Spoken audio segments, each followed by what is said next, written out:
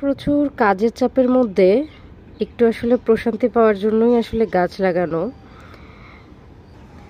এত ধরনের কাজের চাপ, মানসিক চাপ আমাদের। সকালবেলা দেখতে আসলাম কি কি ফুল ফুটেছে। তো ফুটেছে হচ্ছে এই যে সুন্দরী অ্যালোভেন্ডা, এটাকে অলকানন্দাও বলে, খুবই সুন্দর মাশাল্লাহ। এই গাছটা আমি ডাল কেটে তারপরে হচ্ছে চারা করেছিলাম। ফুলটা আমার এত ভালো লাগে, রংটা আমার এত ভালো লাগে। এই গাছ নিয়ে কিন্তু মানে গাছের যত্ন নিয়ে, পরিচর্যা নিয়ে অনেক ভিডিও আমার চ্যানেলে পেয়ে যাবেন।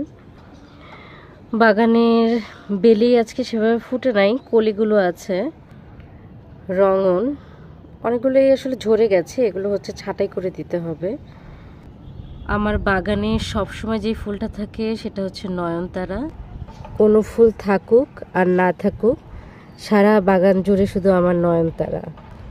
ফুল গাছ কিন্তু আসলে অন্যান্য সবজি এবং হচ্ছে ফল গাছের জন্য খুবই গুরুত্বপূর্ণ, কারণ ফুল গাছ থাকলেই বদ্ধ পোকাগুলো আসে আর পরাগায়নে সাহায্য করে। যাই হোক, এই নয়নতারা গাছ নিয়েও কিন্তু আমার চ্যানেলে অনেক ভিডিও পেয়ে যাবেন। সবজি ফুলগুলোও কিন্তু কম যায় না। ওই যে বরবটি আর বরবটি গাছের ফুল, চাল কুমড়া ফুল, সুন্দর হলুদ ফুল, উপরে আবার ওই যে বরবটি ফুলও আছে মাশাল্লাহ। এই যে আরেক সুন্দরী সে হচ্ছে ঢেঁড়সের ফুল, মাশাল্লাহ খুবই সুন্দর।